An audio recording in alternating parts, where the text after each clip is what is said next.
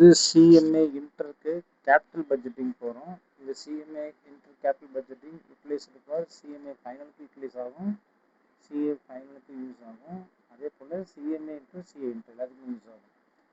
First உங்களுக்கு வந்து meaning வந்து வாட் இஸ் கேபிட்டல் பட்ஜெட்டிங். என்னங்க கேபிட்டல் பட்ஜெட்டிங் என்றால் என்ன அப்படின்னு பார்த்தீங்கன்னா very simple, deciding where to invest long term money to earn profit in future. சொல்லுங்க, designing long-term investments. Examples, if you are buying machines, why you are investing in machines? Yes, that machine வச்சு நீங்க எவ்வளவு சம்பாதிக்க ஃபியூச்சர்ல.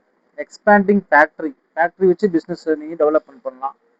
Starting new project, இதுக்கு எல்லாத்துக்கும் பணம் தேவைப்படுது, பெரிய அமௌண்ட் லாங் டேர்ம். அப்ப இந்த கேபிட்டல் பட்ஜெட்டிங்னாவே கேபிட்டல்ன்ற ஃபண்ட், கேபிட்டல் ஃபண்ட் உள்ள இன்வெஸ்ட் பண்ணி என்ன செய்றீங்க, பணம் வாங்குறீங்க.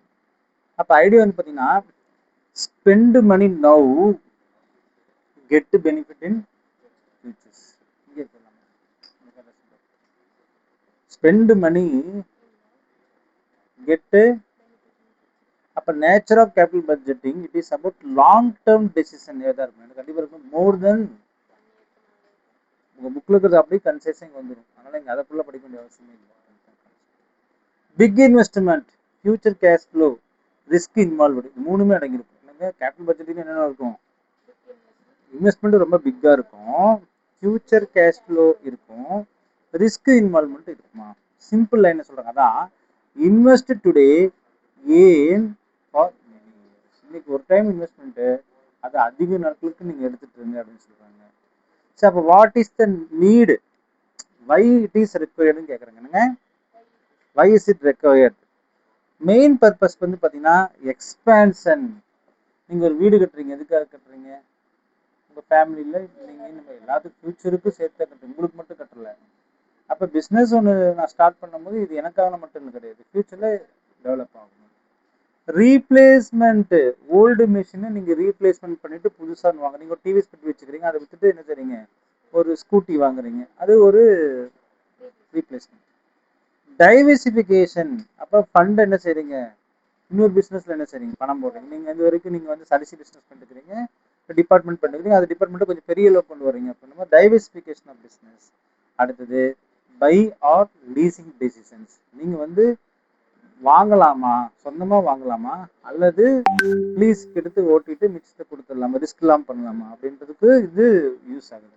அதனால எதுக்கெல்லாம் இந்த கேபிட்டல் பட்ஜெட்டிங் யூஸ் ஆகுதுன்னா மெயின் பர்பஸ் எக்ஸ்பேன்ஷன் பண்ணுறதுக்கு, அல்லது ரீப்ளேஸ்மெண்ட் பண்ணுறதுக்கு, அப்புறம் டைவர்சிஃபிகேஷன் பண்ணுறதுக்கு, அல்லது பையார் லீஸ் ஆப்ஷனுக்குள்ள போகிறதுக்கு, அல்லது ரிசர்ச் அண்ட் டெவலப்மெண்ட். என்னங்க ரிசர்ச் அண்ட் டெவலப்மெண்ட் பண்ணுறதுக்கு இது யூஸா அப்படின்றது பார்க்கலாம்.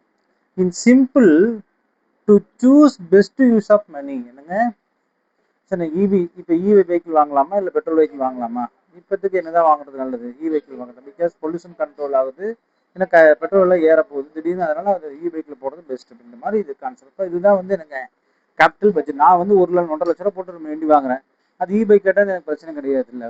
ஸோ அந்த மாதிரி யூஸ் பண்ணக்கூடியது எனக்கு கேபிட்டல் பட்ஜெட். இப்போ கேபிட்டல் பட்ஜெட்டிங் படிக்க நமக்கு என்ன ஆகுனா, நம்ம வேர் டு இன்வெஸ்ட், வை இன்வெஸ்ட் அப்படின்றது நீங்கள் என்ன செஞ்சுக்கலாம், தெளிவாக தெரிந்து கொள்ளலாம். சிக்னிஃபிகன்ஸ்னா வை வெரி இம்பார்ட்டன்ட்னா அஃபெக்ட் என்டையர் பிஸ்னஸ்.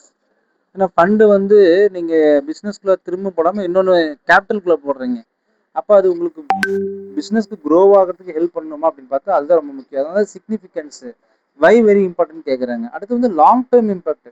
இப்போ நீங்கள் ஒரு கட்டடம் கட்டிட்டீங்கன்னா அந்த கட்டடம் வந்து ஒரு 50 வருஷம் 60 வருஷம் நிலைச்சு நிற்க போகுது, அதோட இம்பாக்ட் வந்து லாங் இயர்ஸ் வரப்போகுது. Large amount of money involved. ஏன்னா நீங்கள் ஒரு பிஸ்னஸ்குள்ளே அந்த ஒரு மிஷினரியோ இல்லை ஒரு பிஸ்னஸ் எக்ஸ்பேன்ஷனோ பண்ணது ஒரு 2 ரூபா 3 ரூபா கணக்காக இருக்காது, இல்லை கோடி ரூபாய் இருக்கும். அப்போ இதில் வந்து லார்ஜ் மணி இன்வால்வ்ட் ஆகிருக்குது. cannot easily change decisions. இல்லை இந்த கட்டடம் கட்டிட்டேன் அதுக்கப்புறம் கட்டடத்தை இடிச்சுட்டு என்ன செய்யலாம் அப்படின்னு செய்ய முடியாது. அதனால தான் இந்த கேபிட்டல் பட்ஜெட்டிங் ரொம்ப ரொம்ப இம்பார்ட்டன்ட். அதனால ஒரு விஷயத்தை எடுக்கும்போது முடிவு பண்ணிட்டீங்கன்னா அதை நீங்கள் நல்லா பார்த்து எடுக்கணும். அப்புறம் ஹெல்ப்ஸு மேக்ஸிமைஸ் ஷேர் ஹோல்டர்ஸ் வெல்த். என்னங்க நம்மளை நம்பி பணம் போட்ட ஷேர் ஹோல்டருடைய வெல்த் வந்து இன்க்ரீஸ் ஆகணும், அப்போ தான் அவன் பணம் போடுவான். இப்போ நம்ம இண்டிவிஜுவலாக இருந்தால் நம்ம பணம் போடலாம், ஷேர் ஹோல்டர் இருந்தால் ஷேர் ஹோல்டர் தான் பணம் போடணும். அப்படி ஷேர் ஹோல்டருடைய மேக்ஸிமைஸ் ஹெல்த் இன்க்ரீஸ் ஆகுது அப்படின்னு கேட்குறது அடுத்த விஷயம். And simple, wrong decision huge loss, right decision huge profit அப்படின்றது அந்த கான்செப்ட்.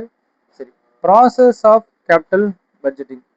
கேபிட்டல் பட்ஜெட்டிங் ப்ராசஸ் என்னன்னு பார்த்தீங்கன்னா, ஃபர்ஸ்ட் ப்ராஜெக்ட் நீங்கள் என்ன செய்யணும், ஐடென்டிஃபை பண்ணுங்க. என்னங்க, ப்ராஜெக்ட் ஃபர்ஸ்ட் ஐடென்டிஃபை பண்ணுங்க. அப்புறம் ப்ராஜெக்ட் எவால்வேட் பண்ணுங்க. எவால்வேட்னா ஃபியூச்சர்ல இந்த ப்ராஜெக்ட்னால நமக்கு கேஷ் இன்ஃப்ளோவா அவுட்ஃப்ளோவான்னு பாருங்க. அதான் வந்து evaluate the profit R cash flow. Select the best project.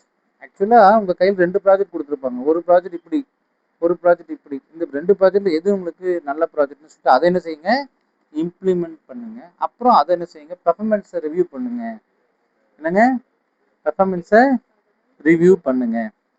அப்போ சிம்பிள் ஃப்ளோ என்ன சொல்றாங்க, idea, check, select, invest, review. First என்ன செய்யுங்க, செலக்ட் பண்ணுங்க, அதுக்கப்புறம் இன்வெஸ்ட் பண்ணுங்க, அதுக்கப்புறம் என்ன செய்யுங்க, ரிவ்யூ பண்ணுங்க அப்படின்றாங்க. அப்போ டைப் ஆஃப் டெசிஷன் என்ன செய்யணும், 2 டெசிஷன் தான் வரும். ஒன்று அக்செப்ட் பண்ணணும், அல்லது என்ன செய்யணும், ரிஜெக்ட் பண்ணணும். உங்கள் டெசிஷன் அவ்வளோதான் இருக்கணும். அப்போ accept in profit more then required return, reject if not. அப்போ நீங்கள் ப்ராஃபிட் வந்துச்சுன்னா நீங்கள் அக்செப்ட் பண்ணணும். நீங்கள் ரிட்டர்ன் எதிர்பார்க்குறீங்க, 10% ரிட்டர்ன் எதிர்பார்க்குறீங்க, ஆனால் உங்களுக்கு 20% வந்துச்சுன்னா நீங்கள் அக்செப்ட் பண்ணிக்கலாம். 10 விட 8 தான் வருதுன்னா நீங்கள் என்ன செய்யணும், ரிஜெக்ட் பண்ணணும். அதான் அந்த லாஜிக். அப்போ mutually exclusive decision, choose only one project. அப்போ 2 ப்ராஜெக்ட் எடுக்கிறீங்க, 2 ப்ராஜெக்ட்ல எந்த ஒரு ப்ராஜெக்ட் செலக்ட் பண்ணலாம் அப்படின்றது வந்து பெஸ்ட் ஆல்டர்னேட்டிவ்னு சொல்லுவாங்க. அதாவது செலக்ட் பெஸ்ட்னா ஹையஸ்ட் ப்ராஃபிட் நம்ம தரக்கூடியதை என்ன செய்ய போகிறோம், நம்ம எடுக்க போகிறோம். அடுத்து வந்து கேபிட்டல் ரேஷனிங்னு ஒரு வார்த்தை சொல்கிறாங்க. வாட் இஸ் கேபிட்டல் ரேஷனிங்னா லிமிட்டெடு ஃபண்ட். என்னங்க, சூஸ் பெஸ்ட் காம்பினேஷன். அப்போ லெஸ் மணி தான் என்ன செய்யணும், சூஸ் வைஸ்லி. அது என்னங்கன்னா கேபிட்டல் லிமிடெட் ஃபண்ட், உங்கள் கையில் குறைஞ்ச அமௌண்ட் தான் இருக்குது, அதை வச்சு பெஸ்ட்டாக எதை நீங்கள் சூஸ் பண்ணுவீங்க அப்படின்னு பார்த்தீங்கன்னா, அப்போ லெஸ் மணி எது எனக்கு பண்ணதோ அதான் என்ன செய்ய முடியும், நான் சூஸ் பண்ண முடியும். அப்போ இதுதான் வந்து கேபிட்டல் பட்ஜெட்டிங். அப்போ கேபிட்டல் பட்ஜெட் தமிழ் என்ன சொல்கிறாங்கன்னா நீண்ட கால முதலீடு திட்டம். என்னங்க, இது முடிவுன்னு சொல்லுவாங்க. இப்போ முக்கியம் என்னென்னு பார்த்தீங்கன்னா expansion, replacement, diversification, buy and lease and R and D. இது நான் உங்களுக்கு இங்கிலீஷ்லையும் சொல்லி கொடுத்து தமிழ்லையும் சொல்லுவேன். ப்ராசஸ் வந்து ப்ராஜெக்ட் எவாலுவேட் பண்ணுங்கள், ஃபியூச்சரில் ரிவ்யூ பண்ணி பாருங்கள். Types accept R reject. One project தான் சூஸ் பண்ணணும், லிமிடெட் ஃபண்ட் டிசிஷன் தான் இருக்கணும். அப்படின்னு தான் இந்த ப்ராஜெக்ட் நம்ம பார்த்து படிக்க. கேபிட்டல் பட்ஜெட் உங்களுக்கு என்னென்ன ஓரளவுக்கு என்ன ஆயிடுச்சு, தெரிஞ்சிருச்சு, ஓவர் வியூ புரிஞ்சிருச்சு, புரியுதுங்களா? அப்போ இதுதான் வந்து கேபிட்டல் பட்ஜெட்டிங்கோட பேசிக் உங்களுக்கு இப்போ நான் நடத்திட்டேன். தேங்க்யூ. அவ்வளோ